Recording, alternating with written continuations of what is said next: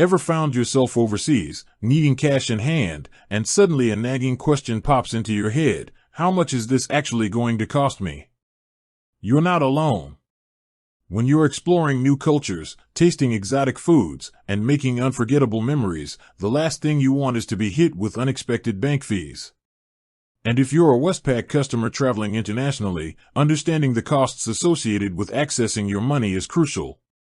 So, let's dive straight into it. How much does Westpac charge for international cash withdrawals? The answer, like many things in the world of finance, isn't a simple flat fee. It depends on a few key factors. Firstly, there's the international transaction fee. Westpac typically charges a percentage of the transaction amount for using your card overseas.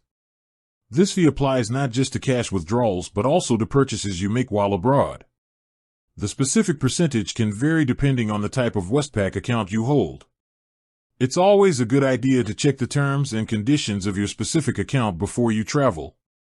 For instance, some premium accounts might offer lower or even waived international transaction fees as a perk. Secondly, you need to be aware of overseas ATM operator fees.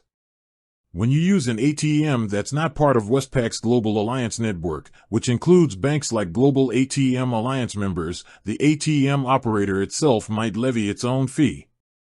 This is an independent charge set by the owner of the ATM, and Westpac has no control over it. These fees can vary significantly from country to country and even between different ATM providers within the same country. You will usually be notified of this fee on the ATM screen before you complete your withdrawal, giving you the option to cancel if you're not happy with the charge. Thirdly, the exchange rate plays a significant role in the overall cost. When you withdraw cash in a foreign currency, Westpac will convert the funds from your Australian dollar account to the local currency. This conversion will happen at an exchange rate determined by Westpac at the time of the transaction. Banks often add a margin to the mid-market exchange rate, which is another way they make money on international transactions.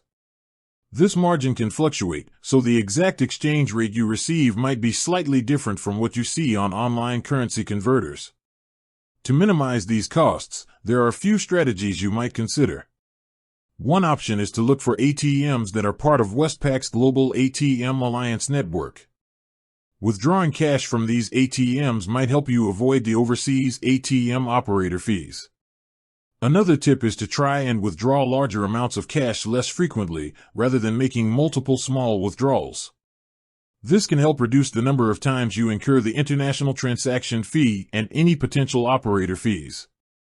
Furthermore, consider using a travel-specific debit or credit card if you frequently travel overseas. Some financial institutions offer cards with lower or no international transaction fees and potentially more favorable exchange rates.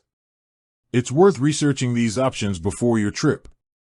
Finally, always be mindful of the exchange rate offered at the ATM. Sometimes, you might be given the option to be charged in your home currency, Australian dollars, instead of the local currency.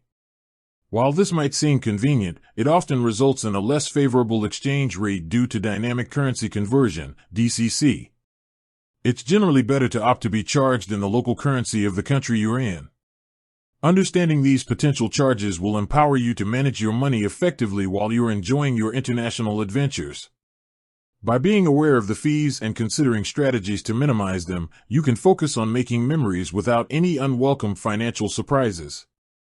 With that said, thanks for watching, and until next time.